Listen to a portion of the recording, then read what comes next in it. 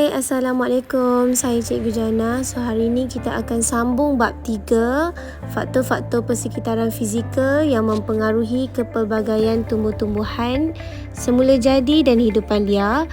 Okey, kita buat revision sedikit. Sebelum ni kita dah sentuh 2 faktor yang mempengaruhi. Yang pertamanya faktor bentuk muka bumi dan juga faktor saliran. So, hari ini kita akan sambung faktor yang ketiga dan yang keempat, iaitu tanah dan iklim. Okey, jom kita mula. Okey, faktor yang mempengaruhi kepelbagaian tumbuh-tumbuhan dan juga hidupan liar. Yang pertamanya, kita tengok dulu iklim. Okey, iklim yang pertama, iklim monsun tropika. Kawasan yang diliputi seperti India, Sri Lanka, Pakistan, Bangladesh dan juga Thailand. Taburan hujan tahunan antara 1000 mm hingga 2000 mm. Jenis tiupan angin iaitu angin monsun lembap dan kering. Julat suhu tahunan 24 hingga 27 darjah Celsius. Okey, contoh tumbuh-tumbuhan yang hidup di monsun tropika. Contohnya pokok jati, pokok mahogani, paku pakis, pokok buluh. Contoh hidupan liar, cepelai, burung murai, biawak dan juga gajah. Okey, ada banyak lagi contoh, boleh tengok buku teks. Iklim yang seterusnya ialah iklim Siberia. Okey, kawasan yang diliputi sebahagian besar wilayah Rusia, Poland dan juga Jerman. Taburan hujan tahunan kurang daripada 500 mm. Jenis tiupan angin ialah angin barat daya. Okey, julat suhu tahunan 30 darjah Celsius hingga 50 darjah Celsius. Okey, contoh tumbuhan yang pertamanya pen merah, pepper birch, durian larch. Contoh hidupan liar, martin, mink, beruang kutub, harimau Siberia. Okey, kalau nak tengok gambar, ada gambar dalam buku teks, tengok muka surat 45 dan juga 46. Okey, seterusnya iklim gurun panas. Antara kawasannya ialah Jordan, Iraq, Oman, Qatar, Arab Saudi, Emirat Arab Bersatu. Taburan hujan kurang daripada 250 mm. Jenis tiupan angin, angin timuran. Julat suhu tahunan 17 hingga 20 darjah Celsius. Contoh tumbuhan, rumput alfalfa, pokok keper, pokok gulf. Contoh hidupan liar pula, tikus jerboa, musang, rusa gazel, unta. Okey, boleh tengok buku teks muka surat 41 dan 42. Okey, iklim yang terakhir yang kita akan sentuh iaitu iklim Laurentia. Okey, iklim ni di kawasan Korea Utara, Jepun Utara, Amerika Selatan. Okey, taburan hujan tahunan antara 500 mm hingga 1000 mm. Jenis tiupan angin, angin monsun barat laut. Julat suhu tahunan 20 Celsius hingga 30 Celsius. Contoh tumbuhan yang tumbuh di kawasan iklim Laurentia, pokok maple, pokok fir, pokok beech, pokok yellow birch. Contoh hidupan liar, beaver, Canadian goose, wood duck, chipmunk. Okey, boleh tengok muka surat 47 dan juga 48. Kat situ awak boleh nampak gambar untuk setiap tumbuh-tumbuhan dan juga haiwan liar tersebut.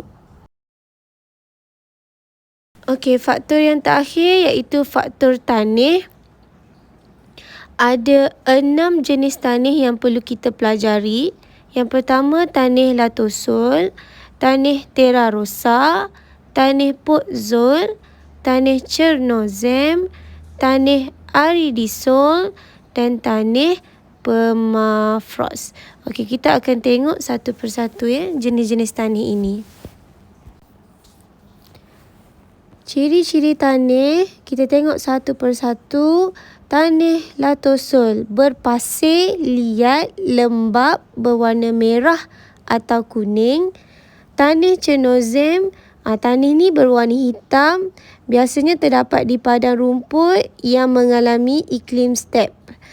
Kalau tanah Terra Rosa, tanah ni tanah jenis liat dan berpasir, berwarna merah atau coklat kemerahan. Kalau tanah Podzol pula, dia nipis, berasid dan juga beku. Tanah Permafrost, tanah ini jenisnya beku disebabkan suhu di kawasan tersebut suhunya sejuk lah. Dan yang seterusnya, tanah Aridisol. Ciri tanah ni dia kering dan juga tandus. Okey, seterusnya ciri-ciri tumbuhan yang hidup di tanah Latosol. Padat, tinggi dan mempunyai pelbagai spesies. Tanah Chernozem sesuai untuk pertumbuhan rumput-rumput, bunga-bungaan, tumbuhan renek. Tanah Terra Rosa sesuai untuk pertumbuhan hutan Mediterranean. Tanah Podzol mempunyai akar yang pendek dan tidak menejah jauh ke dalam tanah. Tanah Permafrost, tumbuhan yang mempunyai daya tahan yang tinggi. Tanah Aridisol, tumbuhan yang mempunyai akar yang panjang sahaja. Okey, seterusnya contoh-contoh tumbuhan di tanah Latosol. Pokok jati, cendana, mahogani. Tanah Chernozem, buffalo grass, switchgrass, feather grass. Tanah Terra Rosa, rosemary, lavender, pine. Tanah Podzol, pokok pine, birch, fir. Tanah Permafrost, lumut, kolompaik, willow. Dan tanah Aridisol, pokok cactus, pokok akasia dan juga pokok kurma. Seterusnya, contoh hidupan liar pula. Di kawasan tanah Latosol, gajah, harimau, kancil. Tanah Chernozem, bobcat, beagle, saiga, antelope. Di tanah Terra Rosa, serigala, rusa, helang. Tanah Podzol, moose, brown bear, harimau Siberia. Di tanah Permafrost, beruang kutub, musang Arktik, arnab Arktik. Dan di tanah Aridisol ada rusa gazelle, tikus jerboa. Okey, itu sahaja PDPR kita pada hari ini. Cikgu nak ucapkan terima kasih dan juga tahniah kepada semua pelajar yang berjaya menghabiskan sesi PDPR bersama dengan cikgu. Seperti biasa, cikgu akan berikan tugasan kepada kamu. Sila salin nota berpandukan video YouTube yang kamu tonton.